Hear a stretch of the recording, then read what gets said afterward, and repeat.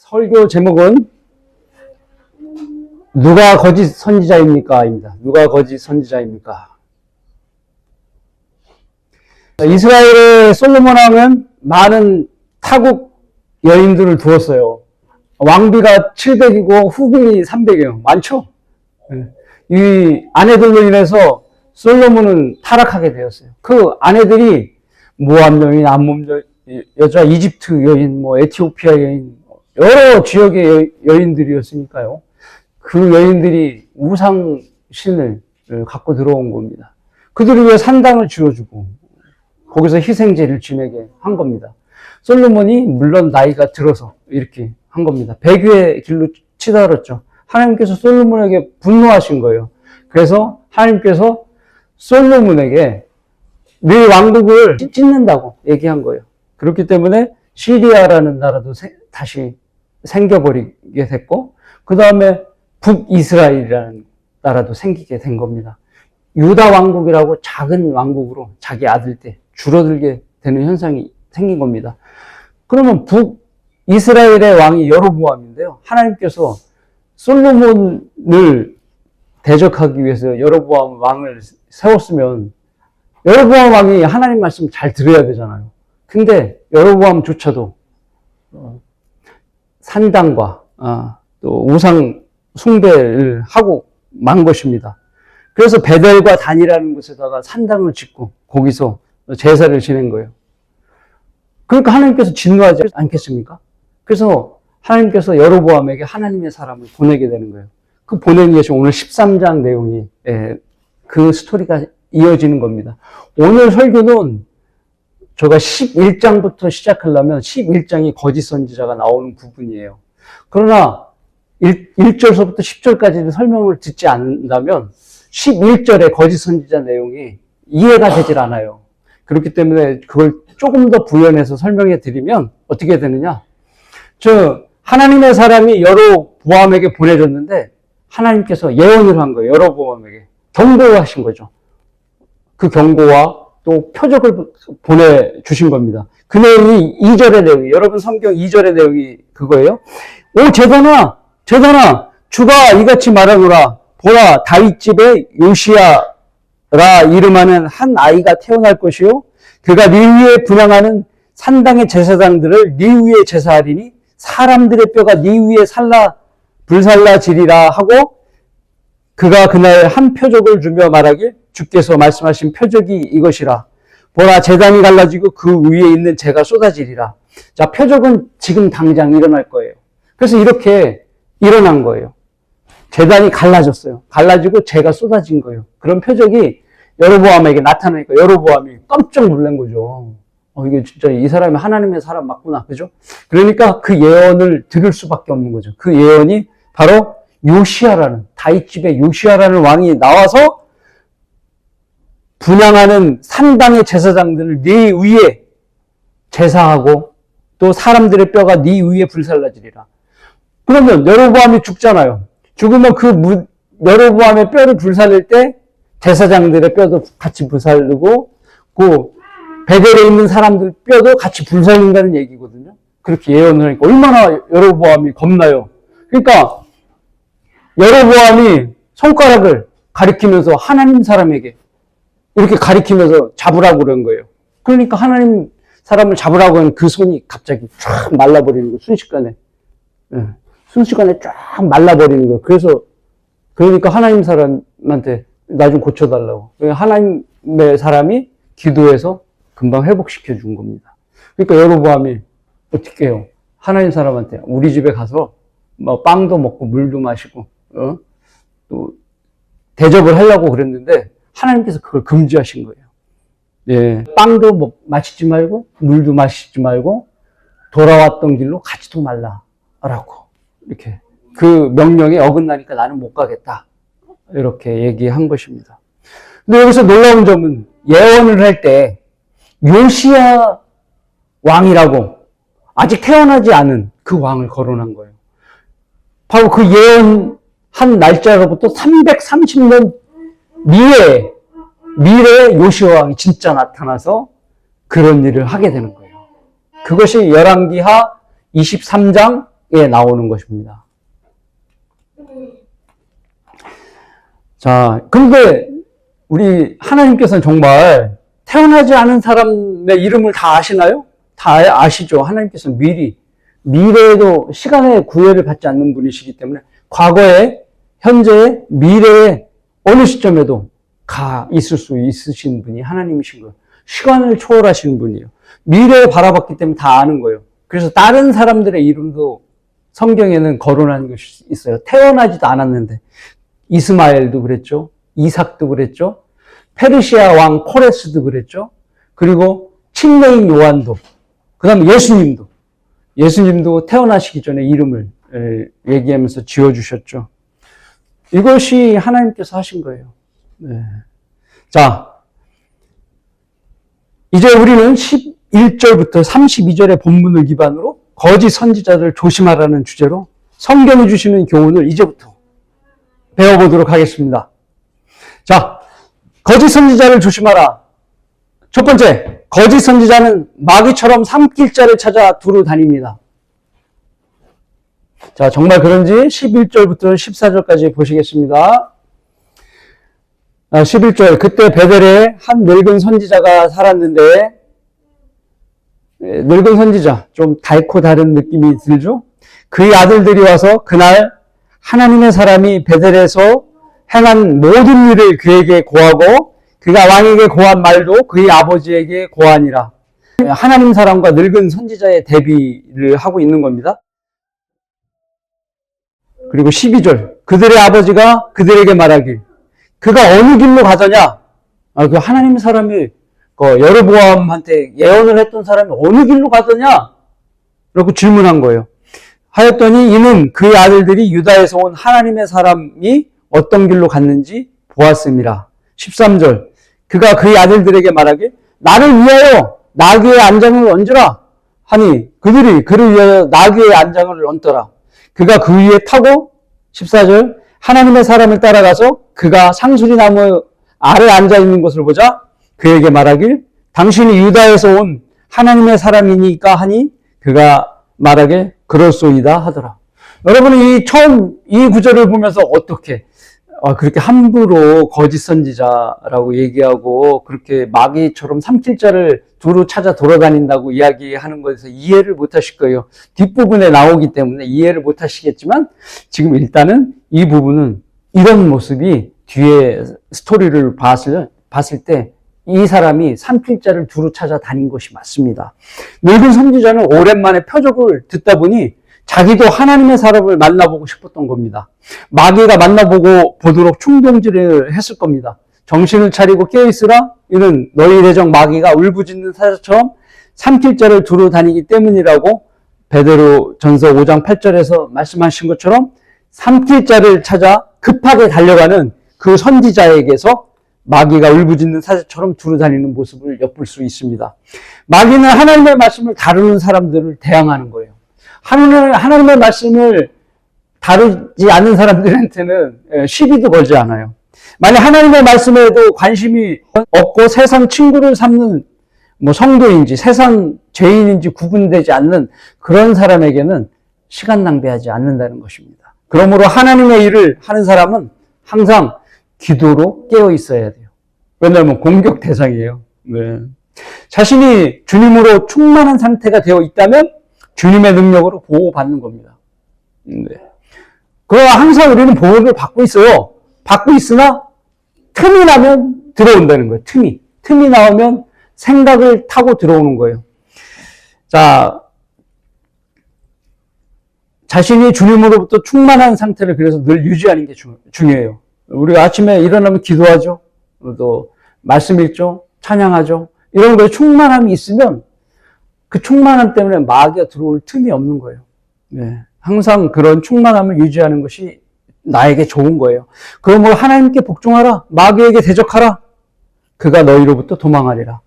우리는 마귀를 대적해서 이길 수 없지만 하나님께서, 내 안에 계신 하나님께서 충만함으로 채워주시면 우리가 대적할 수 있는 것입니다. 이 사실을 꼭 잊지 않으시는 여러분 되셔야 합니다. 저작권 사람들은 우리 주님이 십자가에서 마귀를 물리치셨으므로 자신들이 쉽게 물리칠 수 있다고 이렇게 얘기해요. 그래서 예수의 이름으로 물러가라! 이렇게 얘기하면 마귀를 이길 수 있다고 이렇게 헛소리를 하는 것입니다. 어리석은 거죠. 그들 교인들은 잠에 악몽을 꾸어도 마귀가 했어.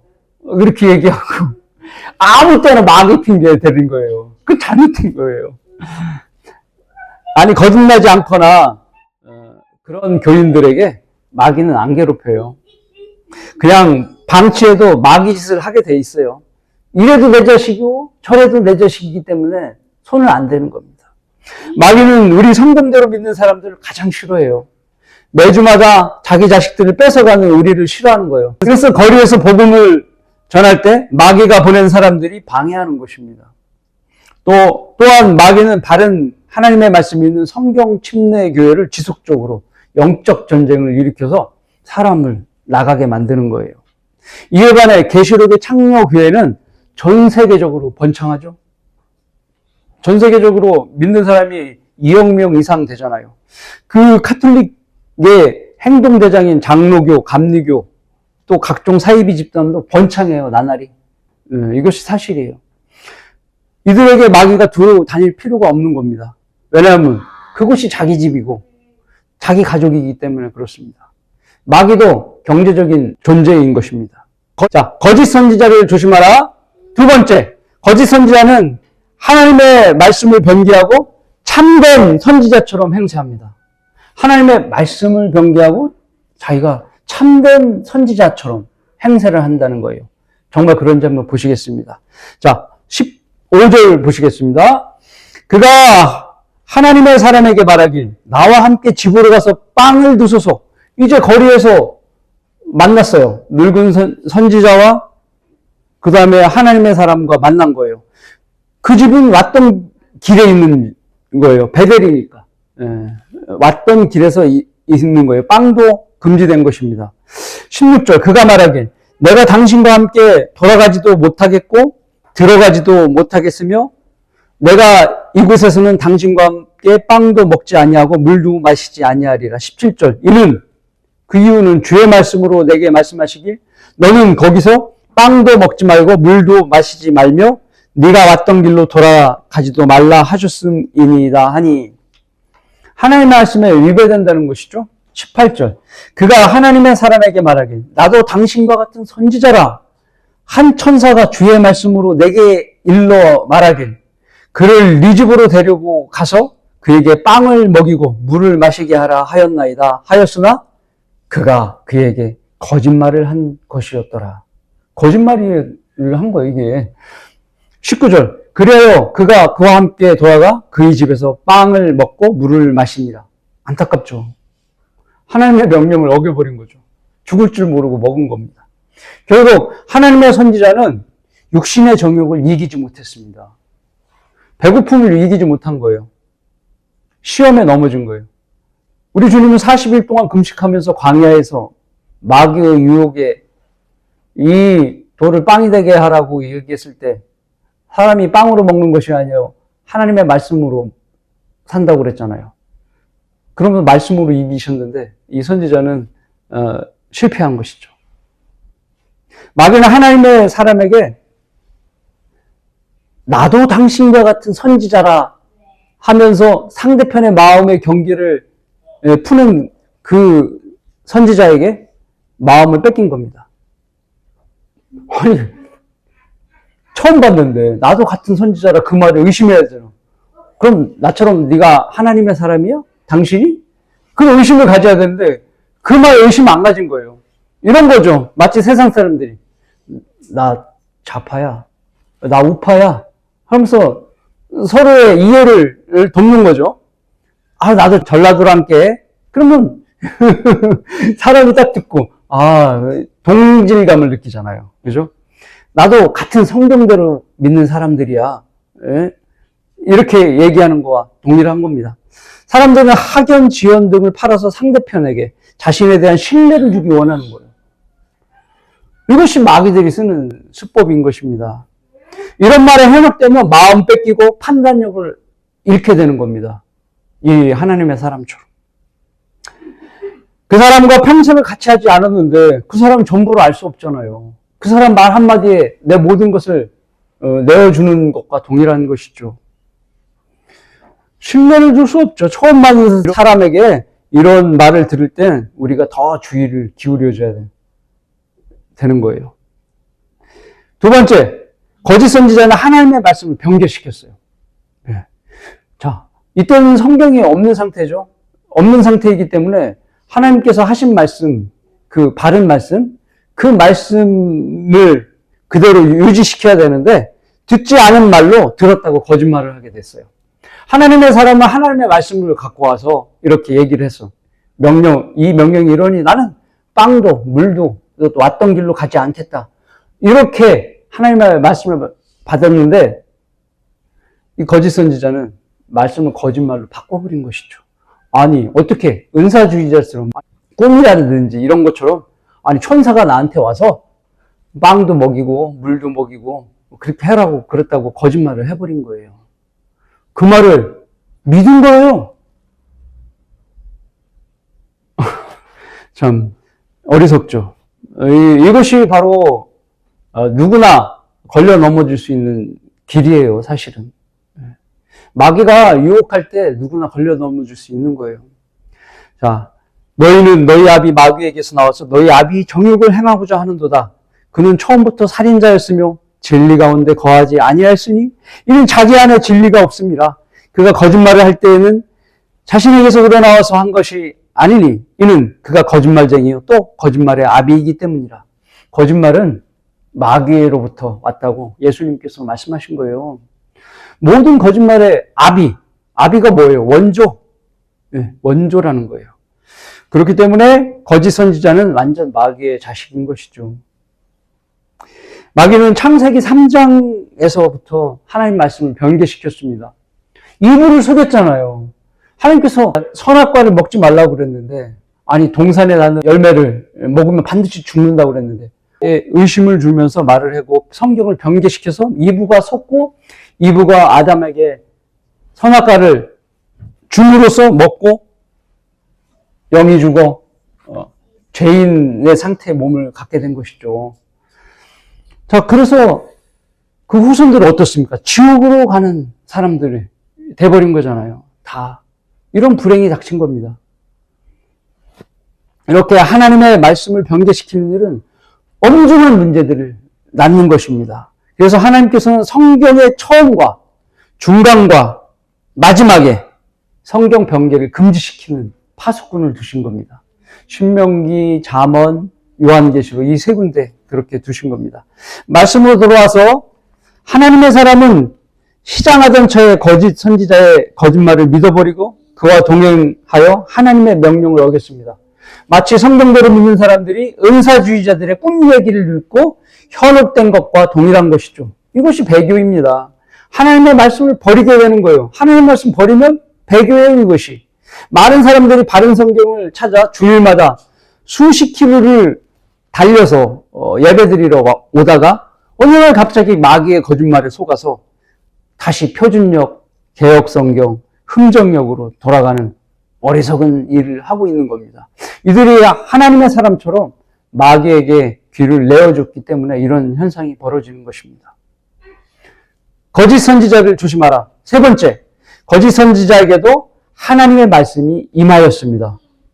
아니, 거짓 선지자인데 하나님의 말씀이 임했어요? 정말입니까? 보시죠. 20절. 그들이 식탁에 앉았을 때 주의 말씀이 그를 데려온 선지자에게 임하니 21절. 그가 유다에서 온 하나님의 사람에게 외쳐 말하길 주가 이같이 말하노라. 내가 주의 말씀에 불순종하고 주 너희 하나님께서 내게 명령하신 명령을 지키지 아니하며 22절. 돌아와서 주께서 내게 빵도 먹지 말고 물도 마시지 말라 하신 곳에서 빵을 먹고 물을 마셨으니 네 시체가 네 선조들의 묘에 들어가지 못하리라 하더라. 이게 누구 입에서 나왔다고요? 거짓 선지자 입에서. 우리 야고보서에도 한 입으로 단물과 쓴물이 나오는 것처럼 똑같이 거짓말이 나오고 또 하나님의 말씀이 또 나온 거죠. 자, 23절. 그가 빵을 먹고 물을 마신 후 그 사람이 자기가 데려온 그 선지자를 위하여 나귀의 안장을 얹으니라. 24절. 그가 갈 때 사자가 길에서 그를 만나 죽이니 그 시체가 길에 버려졌고 나귀가 그 곁에 서 있었으며 사자도 시체 곁에 서 있더라. 우리는 여기서 거짓 선지자에게 하나님의 말씀이 임하였는지를 의아하는 사람들이 있는 거예요. 그러나 주님은 어려워서 못할 일 없으신 분입니다. 하나님께서 필요하시면 쓰시는 거예요. 그거 어떻게 하냐? 민수기 22장에서도 동물이 처음으로 사람의 말을 하죠. 나귀가 주인과 발라함과 대화를 하지 않습니까? 그렇죠? 그리고 발라함도 거짓 선지자이면서 예언을 합니다. 그렇기 때문에 하나님께서 필요하면 쓰시는 거예요. 말씀으로 들어와서 하나님께서는 하나님의 사람이 죽어서 선조의 묘에 들어가지 못할 것이라고 말씀합니다. 방금 하나님의 말씀이 임한 그 선지자는 자신의 입으로 자신의 거짓말이 탄로나는 거예요. 자신이 얘기한 것이 자신의 입으로 들통이 나버린 거예요. 하나님의 사람에게 아무 말을 할 수 없는 것이죠. 이해하셨어요? 예. 왜냐하면 빵도 먹지 말고 물도 먹지 말라는 그 명령에 나는 천사가 와서 사실 나한테 얘기하기를 빵도 먹고 물도 먹이라고 그렇게 얘기했다고 그랬는데 이제 하나님이 여기 딱 임하셔서 내 말을 어겼다고 얘기하니까 자기 입으로 천사가 얘기한 게 거짓말이라는 것이 자기 입으로 들통을 낸 거죠. 그러니까 앞에 있는 하나님의 사람을 보면서 무슨 할 말이 있겠어요? 그렇죠. 그러니까 아무 말도 못하고 나귀에다 안장을 얹어서 떠나게 해준 겁니다. 미안하다 소리도 못하는 거죠. 안 한 거죠. 예. 바로 이 거짓 선지자가 하나님 말씀에 임함으로 자기가 처지가 들통이 나버린 겁니다. 그에게 전혀 양심의 가책을 느끼는 말이 나오지 않았습니다. 전형적인 거짓 선지자의 모습인 것입니다. 드디어 길에서 만난 사자는 하나님의 사람을 죽였습니다. 그러나 사자는 시체와 나귀에게 손을 대지 않았어요. 나귀는 그냥 그대로 살아있는 채로 옆에 그 하나님의 사람 옆에 서 있고 사자도 그대로 서 있는 거예요. 시체를 훼손하지 않은 상태로 그대로. 자, 사자는 하나님의 사람만 단순히 죽이는 일만 함으로써 오직 하나님의 말씀을 불순종한 자를 벌주는 역할을 하기 위해 보내졌다는 것을 증명한 것입니다. 이와 같은 내용은 또 다른 성경에도 사자가 하나님의 말씀을 불순종한 사람을 이렇게 죽이는 장면이 다른 말씀에도 있어요. 그것은 열왕기상 20장에서 36절인데 제가 읽어드릴게요. 그때 선지자들의 아들 중 한 사람이 주의 말씀으로 그의 이웃에게 말하길 내가 청하노니 나를 치라 하였으나 그 사람이 치기를 거절하니 하니라. 그러니까 주의 말씀으로 하나님 말씀으로 치면 나를 치라고 얘기했는데 그 사람이 하나님 말씀 나 싫어 안 치겠어 그런 얘기를 한 거예요. 그러니까 어떻게 됐느냐? 그가 이웃에게 말하길 네가 주의 음성에 복종하지 아니하였으니 보라 네가 나를 떠나자마자 사자가 너를 죽이리라 하더라. 그가 그를 떠나자마자 사자가 그를 만나 죽였더라. 여기서도 사자는 말씀에 불순종한 사람을 벌주는 역할을 했다고 기록이 되어 있는 것입니다. 이 사실을 영적으로 적용하면 그리스도인이 하나님의 말씀에 복종하지 않으면 마귀의 공격에 무방비 상태가 된다는 것을 알 수 있는 거예요. 이해하셨죠? 네. 내가 하나님의 말씀에 불순종하게 되면 사자가 의미하는 건 마귀라고 얘기했죠? 네. 그런 의미, 마귀가 공격한다는 거예요. 동일한 부분을 영적으로 해석할 수 있다는 것입니다. 그러므로 하나님 말씀에 하나님께 복종하라. 하나님 말씀에 복종하라. 마귀를 대적하라. 그리하면 그가 너희로부터 도망하리라. 이 말씀을 적용할 수 있는 겁니다. 아셨죠? 자, 거짓 선지자를 조심하라. 네 번째, 거짓 선지자는 자기 잘못에 대해 책임을 전혀 짓지 않습니다. 전혀 안 져요. 거짓 선지자들. 말씀은 25절서부터 28절입니다. 보시겠습니다. 25절. 보라, 사람들이 지나가다가 길에 버려진 시체와 그 시체 곁에 서 있는 사자를 보고 그들이 가서 그 늙은 선지자가 듣고 말하기를 그는 주의 말씀에 불순종한 하나님의 사람이라. 그러므로 주께서 그에게 말씀하신 주의 말씀에 따라 그를 사자에게 넘겨주니 사자가 그를 찢어 죽였도다 하고 자신의 책임에 대해서는 전혀 언급을 하지 않습니다. 그 사람이 잘못해서 죽은 거야 라고만 얘기하는 거예요. 27절 그가 그의 아들들에게 일러 말하길 나를 위해 나귀의 안장을 얹으라 하니 그들이 안장을 얹더라. 28절 그가 가서 길에 버려진 그 사람의 시체를 보니 나귀와 사자가 그 곁에 서 있는데 사자가 시체를 먹지도 않았고 나귀도 찢지 아니하였더라. 여기까지입니다. 26절에서 거짓 선지자는 교활하고 간교한 사람임을 보여줍니다.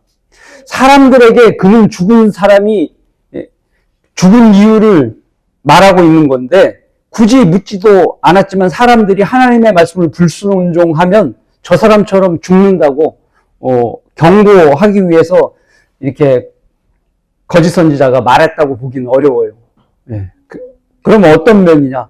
그 선지자는 자신이 하나님의 사람을 속임으로 그가 죽었다라는 말을 빼버린 거죠. 빼버리면서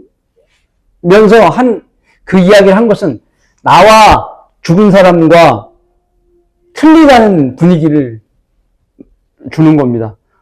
말씀을 불순종하면 저렇게 죽는 거야. 그러면 자기는 올라갈 거 아니에요. 저 사람이 죽었는데 나는 살아있으니까. 그런 뉘앙스인 겁니다. 이 거짓 선지자들의 특징은 무엇이냐?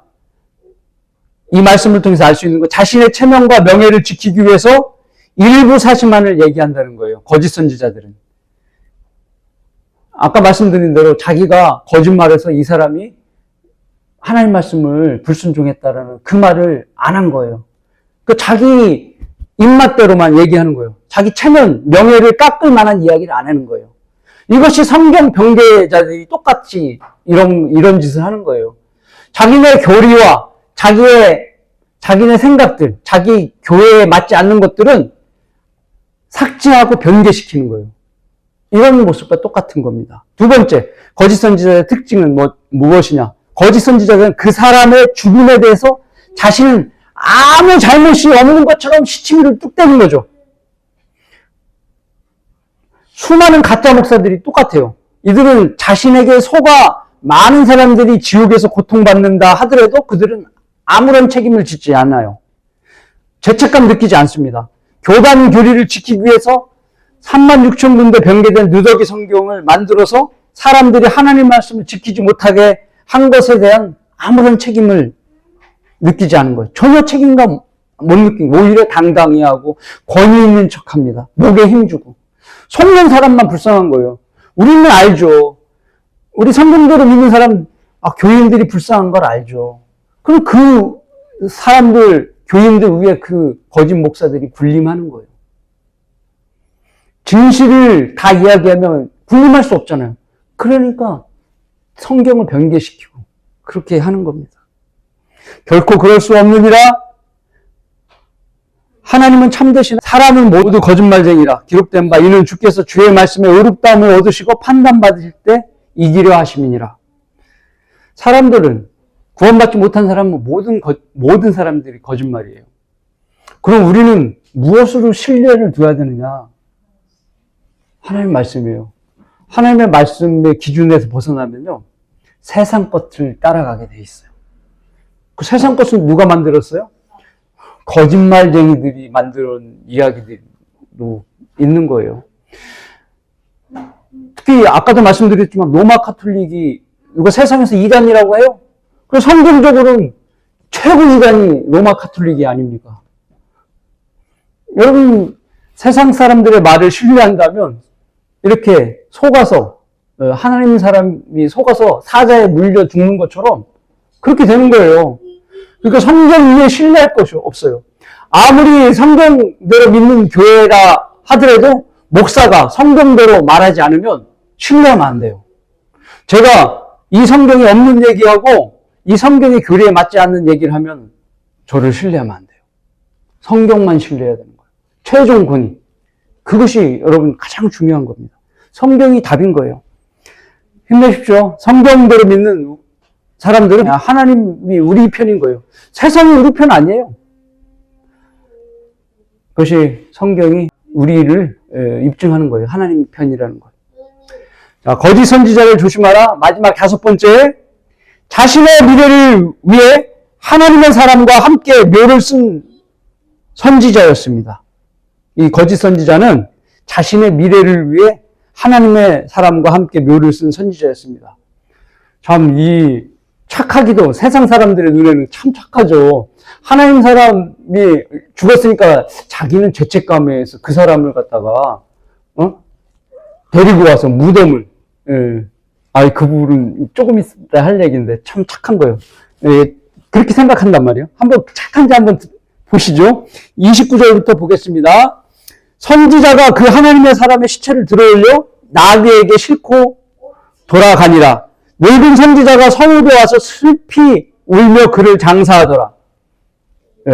아주 정이 많은 사람처럼 느껴집니다. 30절. 그가 그 사람의 시체를 자신의 무덤에 두었으니 사람들이 그를 위해 슬피 울며 말하길 슬프다 나의 형제여 하더라. 베델 사람들이 이렇게 울었다는 거예요. 31절. 그가 그 사람을 장사한 후 그 아들들에게 말하길 내가 죽으면 나를 그 하나님의 사람이 묻힌 묘에 묻고 내 뼈들을 그 뼈들을 곁에 두라. 야, 하나님의 사람을 엄청 사랑하는 것처럼 느껴지죠? 자, 32절. 그가 주의 말씀으로 베델에 있는 제단과 사마리아 성읍들에 있는 산당의 모든 집에 대해 외친 말씀이 반드시 이루어질 것이니라 하더라. 라고 아들들에게 얘기한 겁니다. 자, 여러분, 가장 키포인트가 조금씩 나옵니다. 자, 거짓 선지자의 목적은 하나님의 말씀이 이루어지면 미래에 무덤에 있는 자신의 뼈들도 불태워질 것을 예상하고 있었어요. 아까 하나님의 사람들이 여로보암의 하나님 사람이 예언했을 때 여로보암의 뼈 위에 제사장의 뼈도 태워질 것이고 그 사람들의 뼈도 태워질 거라고 예언했으니까 이 거짓 선지자는 내가 죽으면 그 무덤에 내 뼈도 있으면 내 뼈도 불사라지겠구나라는 것을 안 거예요. 대단히 지혜롭고 교묘한 거죠. 그 정도까지 안 거예요. 좀 대단하죠. 그래서 그와 함께 묻어달라고 아들들에게 당부한 겁니다. 그 하나님의 사람이 좋아서 묻어달라고 그런 게 아니에요. 또한 그가 추가한 일은 하나님의 선지자의 묘에 비석을 세워서 후손이 이 무덤의 주인, 이 유다에서 온 그 하나님의 선지자라는 것을 알게 비석을 만들으라고 했습니다. 이 사실이 열왕기 하 23장 15절서부터 18절입니다. 여러분, 이거는 성경을 열어서 보셔야 됩니다. 정말 그런지 보시죠. 제가 제 주장만 하는 것인지 성경에 있는 건지. 자, 열왕기 하 23장 15절부터 18절입니다. 열왕기하 23장 15절부터 18절. 자, 다 피셨으면요, 보시죠. 여러분, 참 놀라운 것을 발견하게 됩니다. 15절. 또 이스라엘로 죄를 짓게 한 느밧의 아들 여로보암이 만든 베델에 있는 제단과 산당, 곧 그 제단과 산당을 왕은 요시야 왕이에요. 자, 330년 후의 이 일입니다. 이 요시야 왕이 모두 깨트리고 산당을 불살라 가로로 잘게 빻았으며 아세라를 불살랐더라.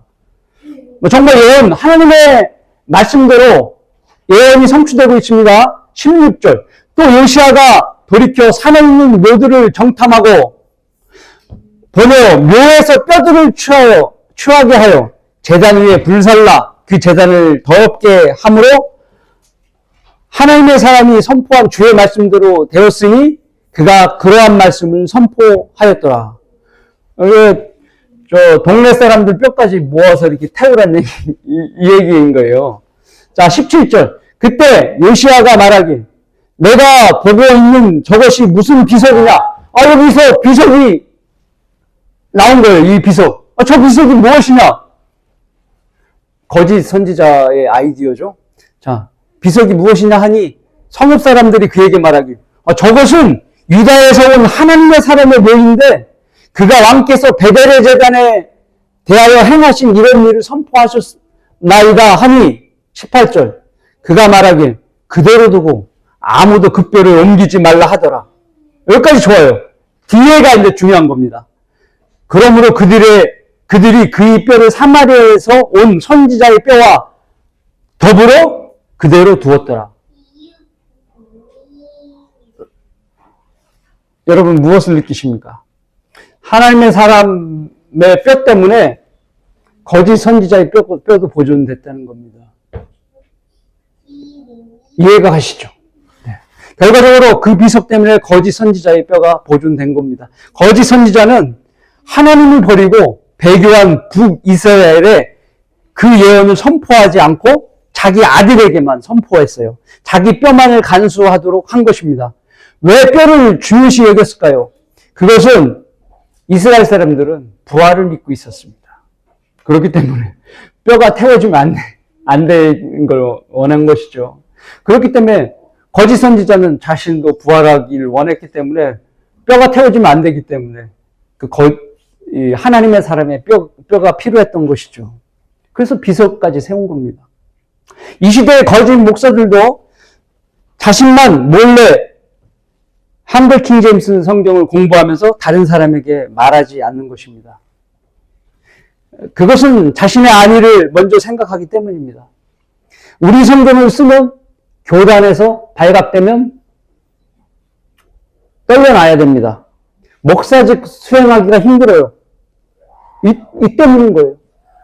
이는 그들이 사람의 영광을 하나님의 영광보다 더 사랑하였습니다. 요한복음 12장 43절의 말씀입니다. 자신들의 영광만을 위해서 산다면 하나님과 전혀 상관없는 일을 하다가 헛된 인생을 마감하는 것입니다. 아시겠죠? 결론을 맺겠습니다. 모국어로 된 성경이 없이는 제대로 된 성도를 세우는 것이 불가능하다. 훗날 내가 하나님 앞에 서게 되면 내 양심을 거슬러 하나님의 말씀을 한 글자도 바꾼 적이 없고 의심한 적이 없다는 것만은 분명히 말할 수 있을 것이다. 누가 말한 것인지 아닙니까? 이것이 바로 영국의 윌리엄 틴데일이 한 말입니다. 그가 모든 성경 66권을 다 번역한 것은 아닙니다. 그가 하나님의 말씀을 영어로 갖고자 했던 노력은 영국에서 킹제임스 성경이 만들어지는데 큰 밑거름이 되었던 것입니다. 그 덕분에 우리도 모국어로 보존된 하나님의 말씀, 한글 킹제임스를 들고 예배하고 공부하고 읽고 복음을 전하고 세상에 선포하고 있는 것입니다. 우리는 가짜 성경, 가짜 목사가 만연한 이 어두운 세상에서 진리의 빛을 드높일 참된 하나님의 일꾼이 되어야 하는 것입니다. 목사만 하는 게 아니에요. 여러분 스스로가 참된 그 빛을 비춰야 되는 거예요. 하나님의 일꾼이 되어야 되는 거예요. 주님 오실 날이 얼마 남지 않았습니다. 마귀의 공격에 속지 말고 주님 오실 때까지 믿음 변치 않으며 열심히 주님 섬기다가 들림받는 여러분 모두가 되시길 바라겠습니다.